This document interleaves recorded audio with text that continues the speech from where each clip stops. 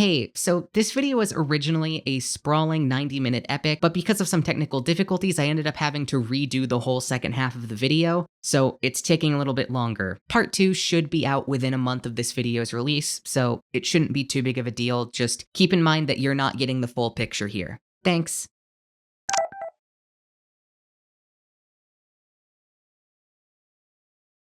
In every bit of honest writing in the world, there is a base theme. Try to understand men. If you understand each other, you will be kind to each other. Knowing a man well never leads to hate, and nearly always leads to love. John Steinbeck.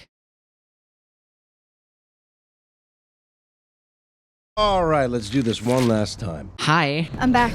This is probably the final video in a series leading up to my big, proper video on double exposure. This time we're going to talk about Safi and fill in some of the gaps that I've stepped over so far. That includes some of the other characters, some aspects of the plot, and the narrative functions of the main mechanics of the world. First, though, I want to talk about why I made these, and then I'll recap some important stuff for new and returning viewers, because I expect this video will probably reach new people. Sorry about the wait, by the way. I've been working on multiple projects at once, having a bit of a moment, and then Silk Song came out, and then I got into a Pokemon phase, and then I started playing Fire Emblem again, and also Deltarune, which I might have gotten a little distracted, and every time I wanted to work on this, I was sick, and I couldn't record. Unbelievable. This video also features a section that had me, and frankly still has me, absolutely terrified of how it might be received, and so I was very concerned with trying to make it as clear as I could with the time I allotted for it. If I succeeded, well, we'll just have to see. Don't worry though, because after this, we're entering go mode. There's a bunch of videos I want to make, and I don't plan on letting them get away from me like this one has. That makes it sound like it's a big deal, but it's just me rambling about video games, and I have not even 100 subscribers. Who cares? Whatever. Why did I make these? As I mentioned in the first video, I wanted to showcase the depth of double exposure to sort of respond to the overwhelming negativity about the game. And oh my god, this video is going to absolutely nuke those criticisms. I had already been doing a lot of work for the big video, and I thought I could do a couple shorter ones to make some points and get back to business. That is not what happened. I want to remind you that I have done 100% of my analysis completely by myself. No Reddit threads, no YouTube videos. I am completely disconnected from any fandom that might exist. All I have are the cobwebs in my skull. I'm also a perfectionist, so of course I had to keep one-upping myself. My point is that this was a lot of work. It turns out making videos is difficult, actually, but these videos help me focus my analysis of the game into one subject at a time to keep my process structured, which was nice. This quickly snowballed out of control, however, because as I continued to look at the game, it just kept getting more and more complicated. There's just so much to talk about with this game, and I think even after this video, I've only covered like half of it. I've talked about this game for like 3 hours now, and I still haven't covered half of it. What the hell? I've yet to talk about some broader ideas, or the game design, or the interesting choices the game makes, or the really weird, glaring flaws that must only exist because they ran out of time and money. If you need anything...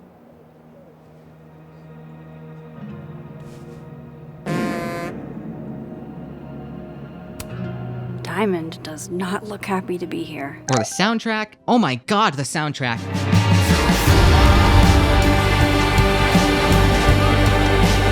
Or speculating on the future of the series. That's what the big video is for. For now, recap time.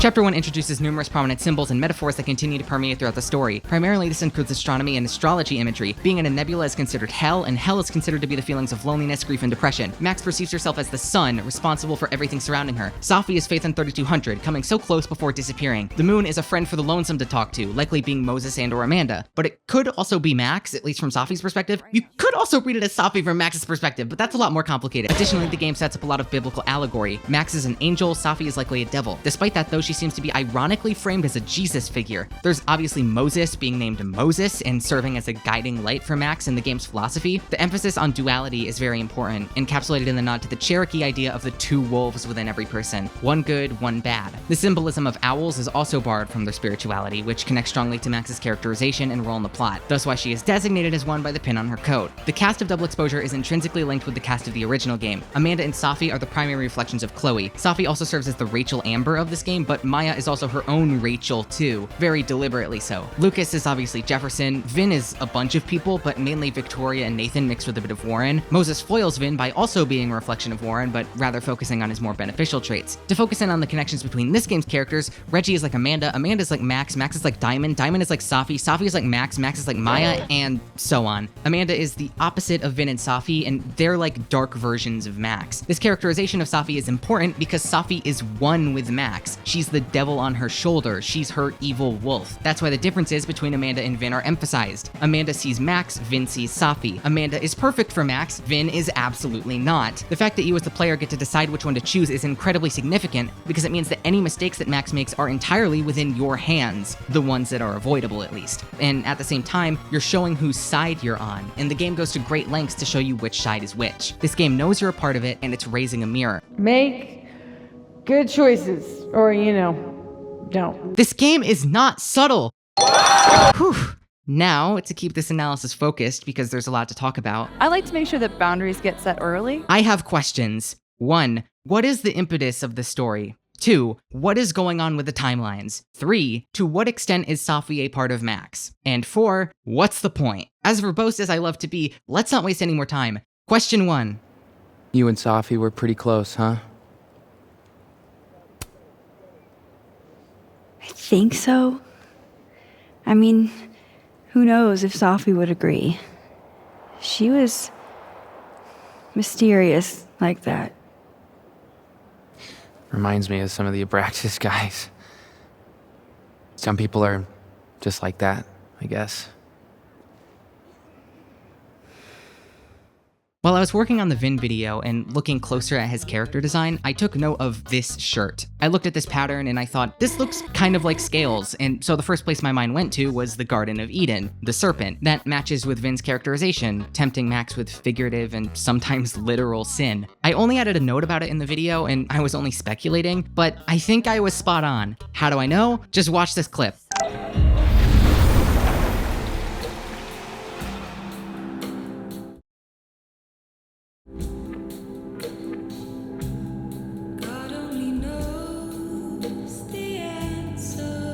It really doesn't get any more cut and dry than that. The serpent's even wearing a crown, a thing that only Vin is associated with. Remember how Abraxas broke into the nebula too?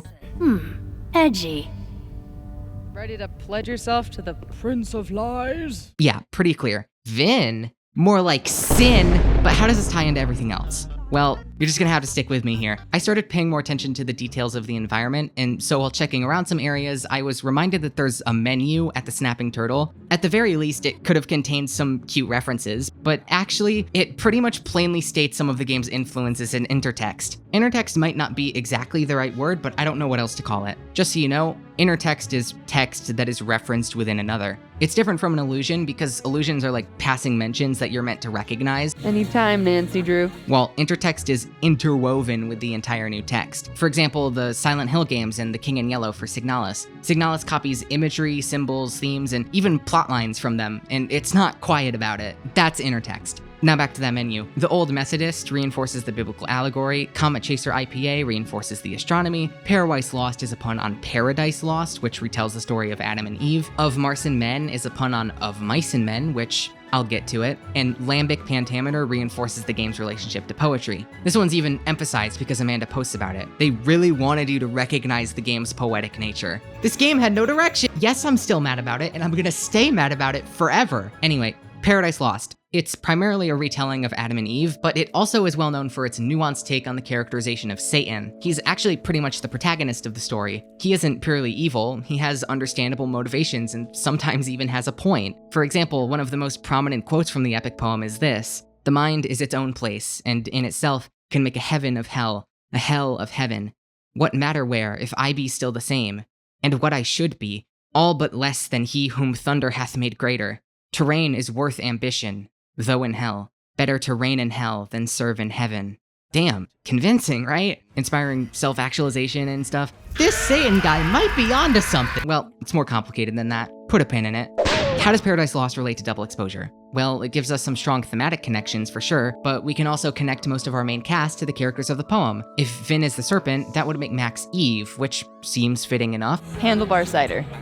That's the max-ist thing on tap. Eve's main weakness is vanity. She's too focused on herself. Plus, there's definitely an Adam to her Eve, Amanda.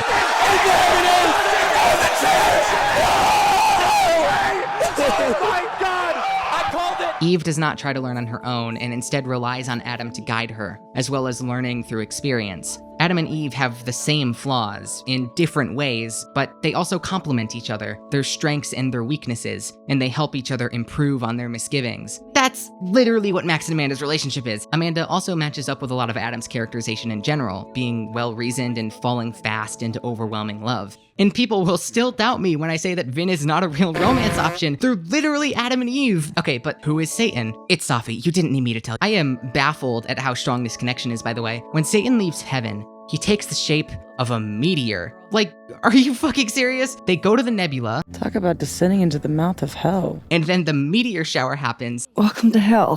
And Safi is in fact the asteroid. When I come back. And in this scene, even more themes are established independent of Paradise Lost. What the fuck, game? How is your writing so good? I do need to make it clear that these connections are not one-to-one. Like, Safi seems to have a strong connection to Satan, but that's specifically in the context of Paradise Lost and biblical allegory. Also, of course, the serpent is Satan, so technically both Safi and Vin are Satan, just in different ways. These relationships to other texts are only relevant in direct comparison. The individual links may conflict with each other, but they can combine to form the character that we see in the new text. Does this match up? No? Ignore it, unless it does still connect in some way and could contradict your interpretation. Always second guess yourself. So what's up with that bottle cap? Well, it's our forbidden fruit. It's knowledge. The bottle cap's effectiveness is ultimately left up to a decision by the player because you can choose to let Safi keep her secret, but regardless, it represents the gaining of knowledge and the unveiling of secrets, and that's why it's brought back in Chapter 4. I want to mention the music here, by the way. It's dark and eerie, it's almost predatory.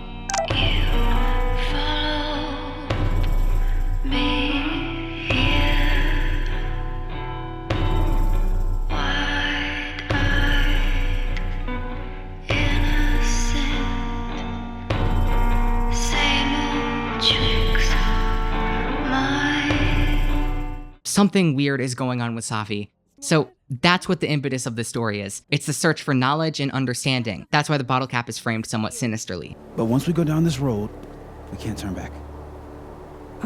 Okay. We know for sure that this is the cause of the fall because of the Polaroids. In that world, Max doesn't know what Safi is doing. She lives in complete peace, and so does everyone else, except for Safi's targets, of course. Eve remains in Eden. Ignorance is bliss, after all. In my experience, some mysteries are better left that way. The interesting thing about the Polaroid timeline is that it seems like nobody has powers because Safi's method of hurting her targets is different and doesn't require a disguise. It's also just not nearly as life-ruining. This has some strong implication. Anyway, knowledge is the spark of disaster in this story. There's a lot you don't know about me. Yes, Safi is killed by Max in another timeline during a rewind and a bunch of time hijinks happen, but what actually happens is that the Safi that Max knows dies on this night because the veil is lifted. Safi goes mask off after this point, and Max will come to learn who she really is. Thought you were a friend. I held you to my chest for a second. Strange how we unpack. Now I'm over the fence, no way back. It's important to emphasize how this game makes the notion of destiny and fate much more prominent. The owl is not just an omen or symbolic of Max's characterization, it's also her spiritual protector. That's what its badge is called on Steam, by the way. This is where we could ask questions about how much power the owls have in this universe. Did they give Max her powers? Are they why she's unaffected by certain things and why she can walk into the storm? How deep does the Twin Peaks reference go? The answer is that it doesn't matter. They're a means to an end. The diegetic part isn't really necessary, at least not for this story. This might be a good time to explain the genre of sekai-ke. I don't know the name for the genre's Western counterpart, but basically these are stories where the individual and interpersonal conflicts of the characters are expanded to encompass the entire world, or a smaller scale that still encapsulates the character's known world. Life is Strange is in this genre. Not all of the games fall into it, but at least the original and Double Exposure do. Life is Strange is literally listed on the TV tropes page, but that'll give you a good immediate understanding of how this genre works. Max is given reality warping powers specifically so she alone can learn a lesson,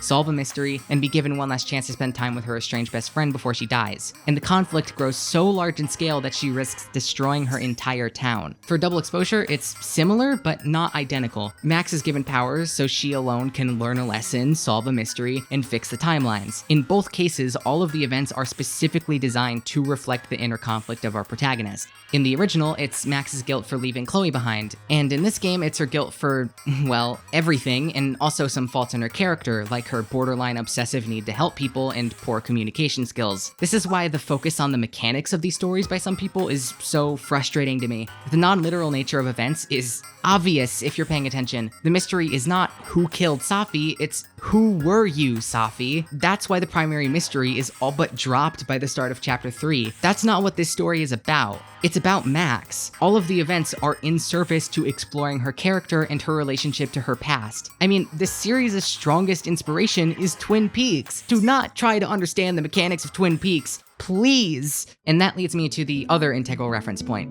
Of Mice and Men. I opened this video with a quote from the author: "Knowing a man well never leads to hate and nearly always leads to love." That can be taken as Double Exposure's founding philosophy in a sense. We've talked it through a little since then. I don't hold it against her. Not really. Max, Safi, and plenty of other characters' inability to be open about their struggles and be honest with the people close to them leads to basically every single conflict that arises. That's why I came tonight. To see what you were hiding. This is why Amanda and Moses are front and center. They are both completely honest and open, and they challenge or allow Max to do so as well. These characters all differ by the means that they try to understand situations. Diamond has trouble reflecting on and understanding herself and can sometimes be a bit cruel. Loretta sometimes oversteps boundaries because of her fervent desire for understanding. Alderman is limited by his biases and doesn't respect protocol in the search for answers. Vin relishes in mystery, using it to protect himself. Max has always been nosy, and it frequently gets her into trouble. Safi probes into others' private lives and doesn't try to understand the other side in a conflict. And Amanda is just completely understanding at all times because she's the best. I'm never skipping an opportunity. Mysteries, secrets, knowledge, understanding. The connections to Of Mice and Men run a bit deeper though too. Max and Safi are clearly linked to George and Lenny. Do it. What you want? Where we going? Get away from here. They're best friends. When I think of the swell time I could have without you, I go nuts. That ain't the worst. You get in trouble, you do bad things, and I got to get you out all the time. Safi, like Lenny, has a habit of accidentally hurting people. I hurt people. And I fixed it. We can fix it. Together. Although Safi is different in that sense because she also hurts people on purpose.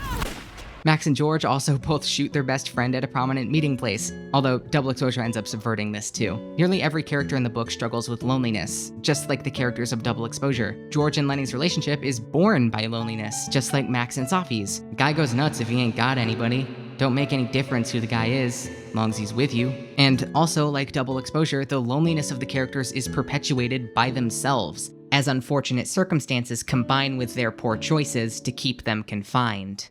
I could have been in the movies. I had nice clothes.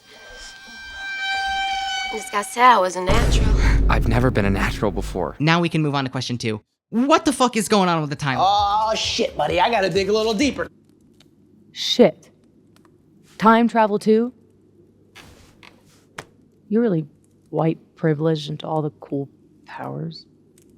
You'd think so. But rewinding was...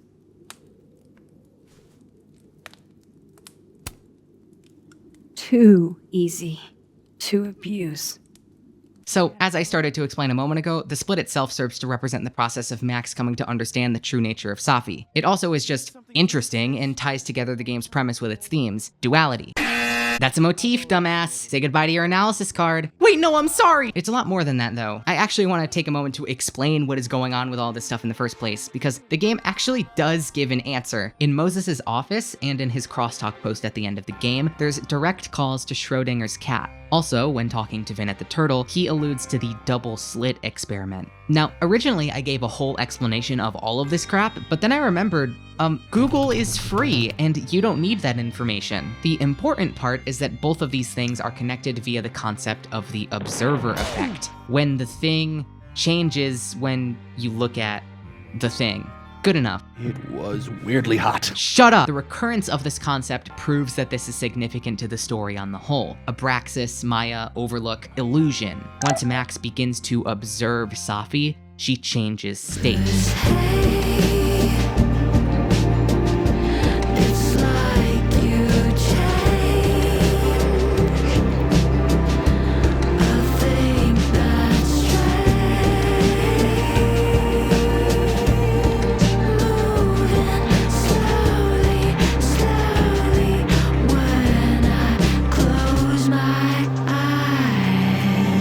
It's not Santa, it's Krampus. It's not really giving me the cheery holiday feels that I expect this time of year. Why not? The guy with the tongue carries a bag. Just like Santa. So while the timeline split may not be totally explained, it can be explained thematically. All of the pieces have always been there. This actually does help give some answers to how the split functions, though. The split seems to happen specifically after Max turns this corner to find Safi dead. The timeline branches off here because there's also the living Safi that we see at the top of the hill, and it's impossible for her to find herself there, and so she remains isolated in the living, normal timeline. Shit! Safi's fine. Max is taken to a new timeline at this moment. Before this, she's in superposition, in between both timelines, until she observes Safi's death. This is also seemingly how she jumps between timelines later on. Something I've been sprinkling in throughout these videos is the color coding of red and blue. This is actually a very consistent detail in the game. Surprisingly consistent, in fact. When I was doing my Chloe playthrough, I noticed an odd quirk in one of the journal entries. Here, Max and Chloe are writing to each other with colored pens, and you would expect Chloe to be blue, right? But no, she's red. Max is blue. It's not Krampus. It's Santa. The fact that my expectations were subverted immediately had me paying attention. When I got to the end of the game, holy shit, I get it now! All of these areas are color-coded. The quad has both red and blue separately, and on the rooftop you go from blue to red, and then you enter the bathrooms and you're back to blue. Then you're in the nebula. It's the only area you can switch worlds in. The chair is red, then the other world is blue, then you're under the tree and it's purple. Then you go to the turtle, blue inside, red outside. The motels are primarily red, grow more and more blue, and of course feature the draining of color altogether. Noticing the consistency of this, I was reminded of the classic red and blue 3D glasses. These enable anaglyph 3D, two separate images superimposed but in different colors. Wearing the glasses causes a stereo effect where the two images are combined, much like stereo audio. This, as with any two signals in stereo, can introduce crosstalk. Uh-oh, crosstalk is unwanted interference from one signal to another. With stereoscopic 3D, this would mean that the images don't properly combine and instead bleed together, like a double exposed photograph. What the fuck? This motif connects back to the idea of duality and superposition. It's two different signals or images at once. So this is how Max jumps between timelines. She's a quantum object in a sense, and she can tune into each state individually by choosing to observe it. It's like she has those glasses on, and she closes one of her eyes to exist in one of the timelines at a time, or can keep both eyes open to see them superimposed atop one another. Cool, obviously connects with so many things I've talked about before. When I discovered this color coding, I lost my mind. I could not believe how cohesive this game is. I'm not done with the color stuff, by the way. So remember that weird tangent I went on in the last video about each hand representing internal and external things? I also use the words in and out on screen. That's another way we can think about it. Input and output. This color coding lets me elaborate on that concept. Characters that are blue internalize feelings and events, while red characters externalize them. Max thinks she's the cause of everything. Safi blames everyone else. Depression versus rage. It is flight or fight. Never forgive. This also fits with Chloe, who lashes out at others. So who do you most want to blame? Similarly, Vin copes by putting out a false appearance, and Reggie, for instance, is constantly in his own head and is incredibly insecure. Just like I said with the hands thing, Amanda is both red and blue. She's red on the outside because of her outward confidence, a trait of the red characters, but blue on the inside because of her constantly turbulent inner world and her compassion, a trait of the blue characters. Chloe on the outside, Max on the inside. The exact reason why Max is drawn to her. Was this intentional? Maybe not to the extent I'm talking about it, but it was definitely at least something. It's probably more about representing a connection to either Max or Chloe, and by association Safi, but I can relate it to my other speculative bullshit to make an actual point about how those connections manifest. Regardless, it is incredibly impressive how even just the primary colors are used in this game to strongly reinforce all of its themes, and play into the mechanics of the world at the same time. I thought pulling into myself would dull the pain. But it didn't. I'm just so sick of feeling sad. How else should you feel? And that takes us to question 3. But in order to answer that, we have to ask another question.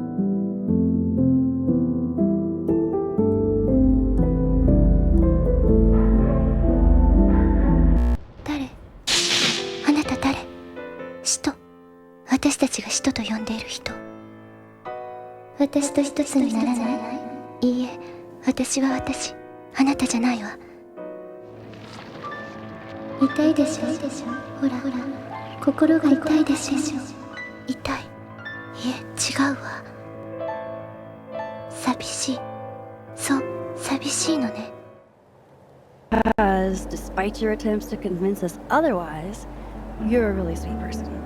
And you wanted to spend time with us. Aww.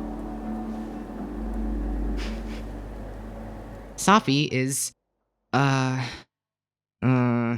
she's a poet, I guess. You see, that's the problem with this question. Not even Safi really knows who she is. みんなに違う仮面をかぶって、仮面の下の私のことはもう誰にもわからない。私にも永遠に! That's not her fault, though. Not really. Yasmin put a lot of pressure on her, trying to get her to fill the shoes of some imaginary daughter that got everything right. God, I remember wishing so much I could just be the way she wanted me, magically, instead of struggling all the time and still falling short. Then I started wishing I could be someone else entirely. Someone who didn't have to carry all that weight. Then, one day, I could. Yeah, by the way, that's why Yasmin seems to like empty shoes. They're meant to be filled. Shoes? Are shoes lonely? Super lonely. Sans feet. Because of this, though, all that we know about Safi is her actions and her surface-level traits. 礼儀正しそうな人だね。うん。外面はいいんだよ、あの人は。先輩にそんな失礼言って。She's outgoing, but lacks confidence in her own abilities. She's fiercely determined, but to the point of crossing a lot of lines. She's a talented writer, and that might be the only thing that's truly hers. We slept the stars. We melted. Not Max. We slept the stars. We melted. Wax women. Icarus need not be mentioned. It's less about how close you get to the sun and more about the heat of consumption. All of these traits come with a series of caveats, though. Safi mirrors others, like habitually. I can be anyone, Max. If Nico can be everyone, how can Nico be sure she's anyone? We know this from moments like at the observatory, where Safi has just acquired a new camera, obviously inspired by one particular artist in residence. She clearly has a fair bit in common with Vin, including his affinity for deception, and like I mentioned, she's a writer, just like Maya. It's unknown if she was already a writer before meeting Maya, but it would make sense if she wasn't. Gwen is also her mentor for her poetry, which still fits with that idea. This runs a bit deeper though. We can just look at the end of chapter 4 and see everyone that's a part of her. Knowing that this is a very important facet of her character, and knowing that she lacks a clear sense of self, all of her character traits seem to be taken from others. There's 2 moments that are very strong indicators of this. First is during the roast, where Safi has to decide to go up as herself or go as Vin. Honesty is not my strong suit. Let me just take a second to point out the utter lack of subtlety in the framing of this choice. Wow. When Safi goes up as herself, she's nervous and doesn't actually do a great job of criticizing Lucas. She says a lot, but not much that really amounts to anything. It's very personal and emotional, but ultimately just a testimony. I was going to give her credit, but then When she goes up as Vin, she tears Lucas to shreds. She makes him react much stronger and makes him look a lot worse. You're a fucking monster! I would have made it up to her! It would have been fine, but no! That little idiot ran off and... But it also requires her to use her powers, which is a big can of worms I haven't gotten to yet. The shit that we can do? Gods can do that stuff. Or monsters. Safi is great at pretending to be Vin. If anyone deserves an acting award, it's me. And she also seems to be pretty convincing as Lucas, although we never see that directly. When you compare Vin and Safi's general behavior, there's a strong resemblance. It seems obvious to me that the takeaway here is that Safi's confidence comes from Vin, as the scene at the roast demonstrates. Getting inspiration from the work Don't try that on me. You can't out-fake the faker. In contrast, Safi is pretty bad at pretending to be Max and Amanda. You don't even need the hindsight to see that something is very wrong. Enough about me. What are you doing here? I work here. Your impression of Amanda? I have some notes.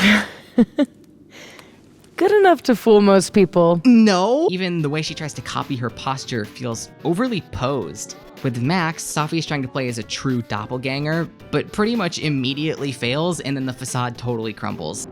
You weren't supposed to be home. What? Why wouldn't I be home? What are you looking for? What are you looking for? That's not true. I'm trying to help, Safi. Of course you were. God, I'm so sick of people trying to help. I should, of course, mention how unreasonable turning into either of them is, especially given their relationship to each other. Wild! We can forget about this time, but... Can you not do that again? It's... Amanda. Yeah, okay. Fair. Need I remind you that Safi turns into Max and breaks into her house? Some people perform friendship. If they were real friends, they would respect your boundaries. Immediately breaks into your house. There's also, of course, the threatening way she does it at the end of the game if you refuse. There's something very weird going on with Safi. The strange part about this is that Safi understands that there are lines she shouldn't cross. She refuses to ever turn into Moses because, you know, it's Moses. Moses is such a pure soul that she will not pretend to be him. Do I smell subtext? Conspicuously, Safi does turn into Moses, and she overtakes him in the storm. Not willfully, but it's indicative of how he is a part of her. This leads me to the second scene. This isn't you, Safi.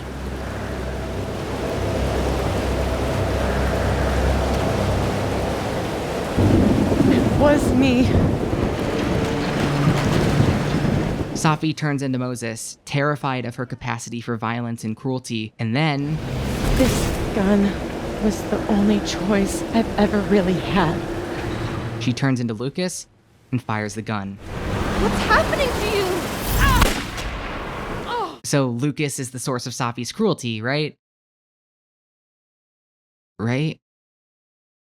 In the storm, we remove these aspects from Safi, and she should, in effect, become her true self. The thing is, though, that we don't just remove Vin or Lucas, but also Moses, Gwen, and Max. Moses is clearly all of the innocence in Safi, or something of that sort. Gwen is her fierce determination, but also her rage in the face of rejection. Max... well, that's what we're going to talk about in a minute, but we can assume that Max fills a similar role to Moses, maybe doubling as artistic passion and compassion in general? There's a specific detail that I overlooked before with the Caledon statue that appears in the nebula. It's split down the middle. In Chapter 1, Max has a look prompt that says, "A bird on each shoulder. Wonder which one's the devil." If that's Safi, then maybe it's more complicated than her just being a devil. Maybe what's really going on is that through the storm, she's been stripped of the angel within her. Without those pieces of Moses and Max, what's left? But we should have also taken out the devil, so it should just be her, right? Once we reach the end, Safi is seemingly a little manic, so it's hard to tell what is an accurate representation of her, but because of that, we kind of have to take this as that. Are we in this together?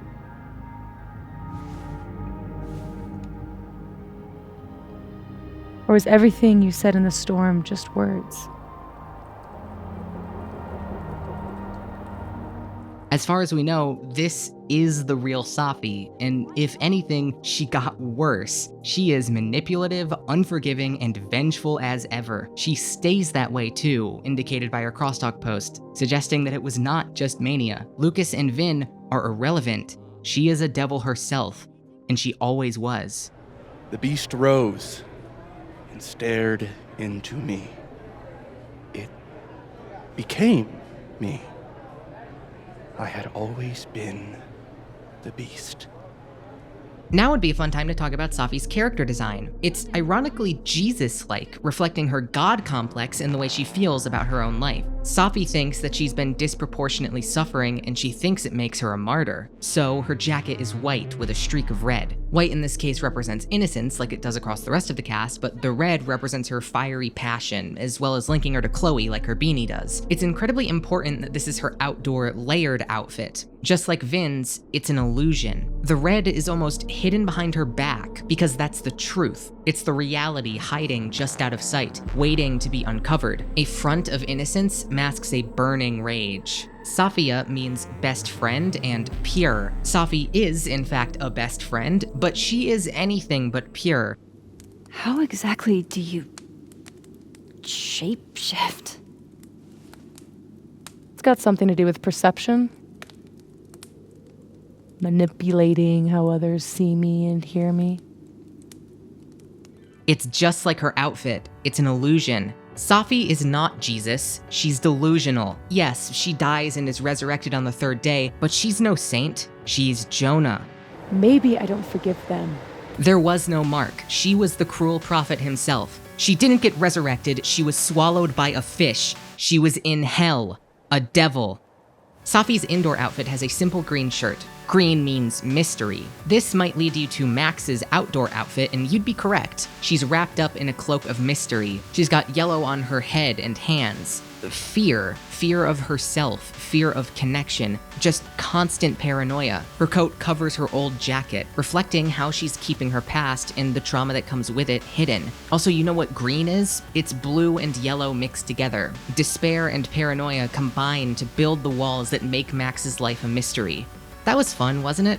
I love unpacking character designs.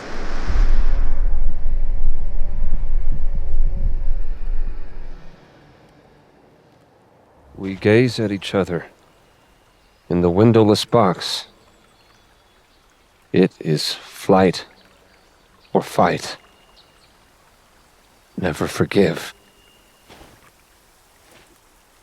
But there are no bells, doors, or windows. Only his face. A mirror.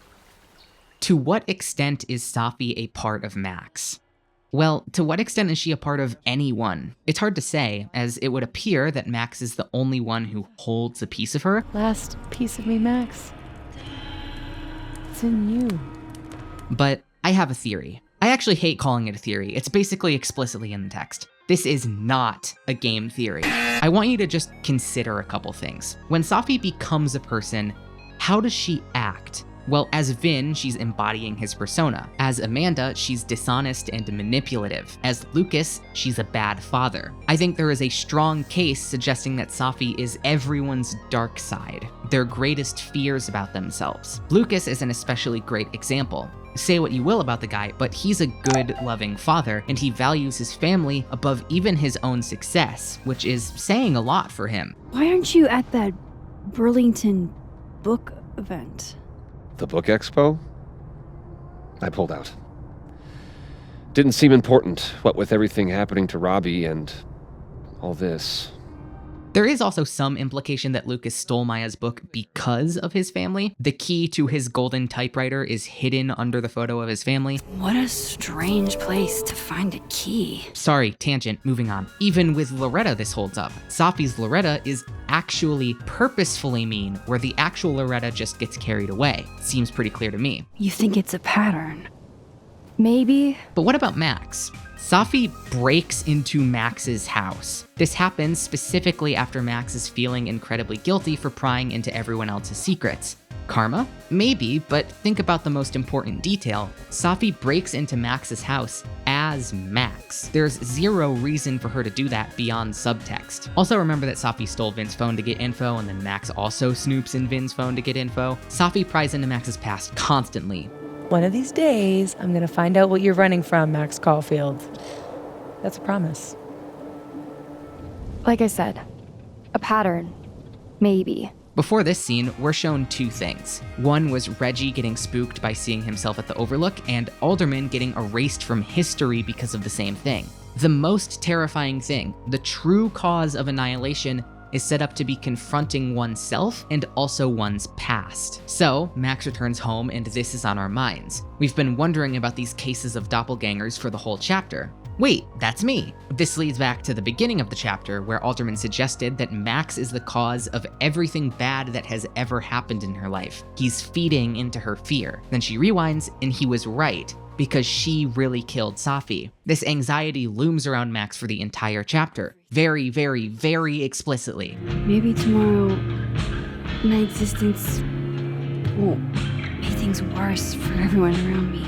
Max, in this moment, is confronting herself. That is what's happening here. We can't touch each other. But it's Safi. Nope. Doesn't matter. That is exactly what this moment is about. Dark Max runs away and gets hurt, while Max, coming after her, is able to see her mistakes and avoid that pain. Sounds familiar. Call me conflicted, call me undone.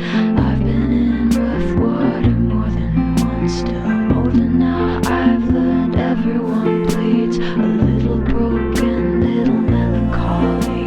Max has given into all of her worst impulses. She's pushed so many people away from her, and she's more alone than ever. And that's when she looks inside and finds that part of her, the darkness. Seriously, just have you ever considered that? Safi's transformations are called the dark version of the respective character. Like, guys, I think I'm onto something here. Never mind that Safi is already a reflection of Max's past, which, put a pin in it. Arcadia Bay and Safi are not connected. This facet of Safi's character is weird though, because Safi is definitely real. It's not like some Tyler Durden situation. Probably. Collective psychosis? Maybe. Anyway, it's more like Safi is a force of nature. Safi is a symbol. Take, for instance, the moment where Max met Safi. In a truly cliche moment, Safi walks in, says, "I'm taking the car," and her too. And they are now suddenly besties. Maybe she is like Tyler Durden. Do not fuck with us. No, the important part is when this happens. So Max has just arrived at Caledon and she's terrified at the prospect of giving lectures. This is reawakening some of her trauma from Jefferson, and it's a great source of anxiety. She's settling down for the first time in a decade. She's still completely alone. She's about to hit her 10-year trauma anniversary. It's at this moment where she would otherwise probably start spiraling out of control that Safi magically pops into her life like a counterweight. Seems you always existed there, just waiting to suddenly appear. It has a very specific timing to it that makes it seem like a response to Max's current situation. If we read Safi as a part of Max, then this is like her past or her Chloe-isms returning to her in the need for escape. Chloe's lockpicking set. Literally externalizing them into a separate being. But at the same time, it's like the darkness within her is awakened with the resurfacing of her trauma. Uh-oh, did I just make people mad by implying that Chloe is the darkness? Maybe I'm reading a little too much into it. I don't know. Please don't kill me. With this in mind, we can look at moments like the first scene at the Turtle. Max gets snooped on, just like how Safi will later break into her house, and then Safi prompts her to talk to Amanda. Now comes a part that makes that externalized darkness idea a bit more complex. Safi compels Max to drink to soothe her nerves. We took in a little liquid courage before the bowling alley shoot. Safi's insistence, well, Mostly Safi's. I'm right on the money, dude. I just know it. Half of Lakeport doesn't have what you have. A Safi. I can help you navigate the complicated waters of love. First step, talk to her. There's something weird about this moment, actually one of the first details I noticed in the game. Safi, after having Max drink that Cosmopolitan, then takes Max's seat. Then Max can ask Safi for a pickup line, and it's the single option that's successful. Are you a campfire? Because you're smoking hot and I want some more. Side note, Amanda is consistently connected with fire. I don't know what's going on there. Then Max asks Amanda out. That's a tongue twister. Then Max asks Amanda out, and the date option is over the outdoor. Out, like Safi, red.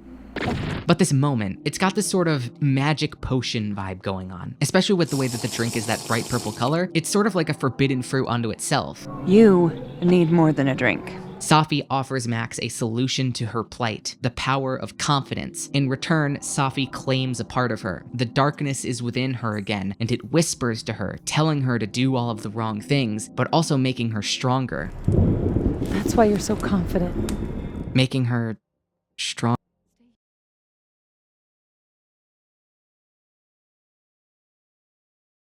You can't get something for nothing, you know. But I don't have I'm not asking much. Just a token, really, a trifle.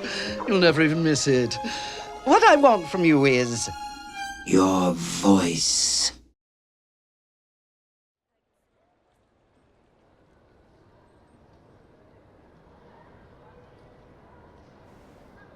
You? どうかした？ああ、ううん。どうもしないよ。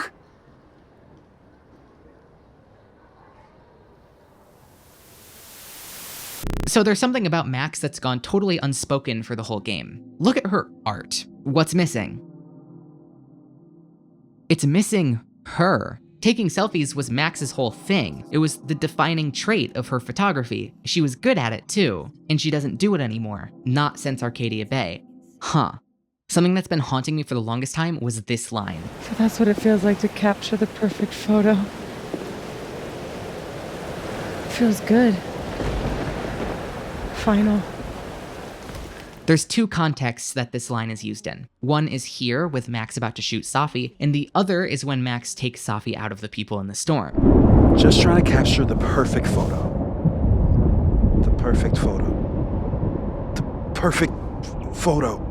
We're gonna focus on that second part first. I realize that these perfect photos are actually just candids of Safi. If you don't remember, getting a candid of Safi was Max's biggest challenge. It seemed impossible. Observing Safi, quantum mechanics, yeah, same thing. This culminates with this moment though. Max discovers Safi was within her the whole time.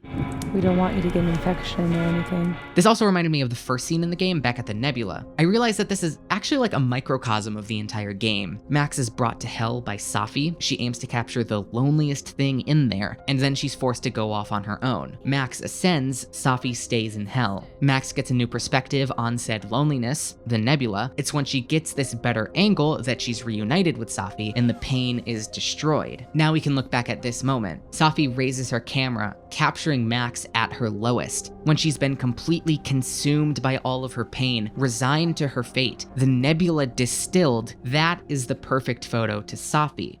But Safi's wrong. No! No! Fuck this!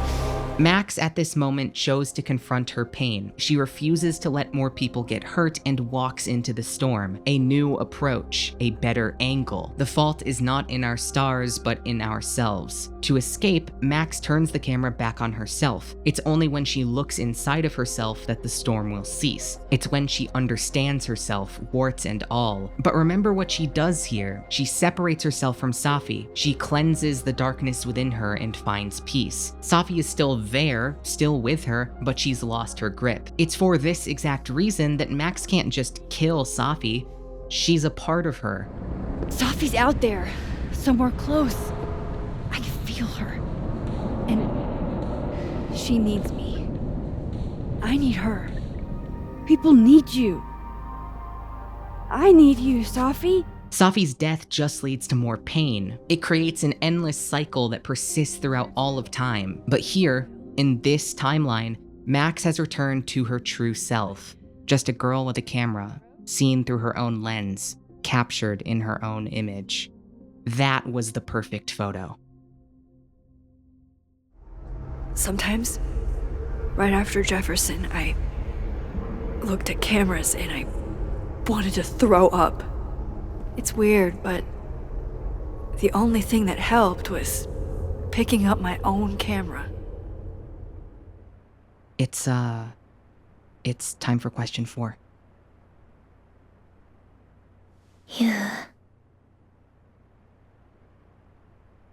You は私のこと好きにならないでね。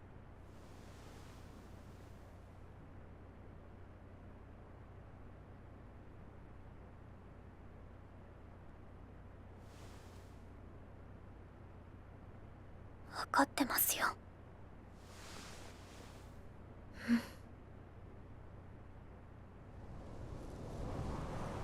But when I was alone, I could conjure the perfect soliloquy to shut him up.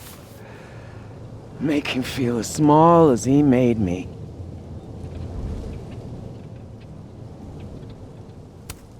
Isn't there, like, a special word for that? In French, right? L'esprit de l'escalier. The wit of the staircase. I take it you're acquainted. Oh, yeah. That one's a Max Caulfield greatest hit.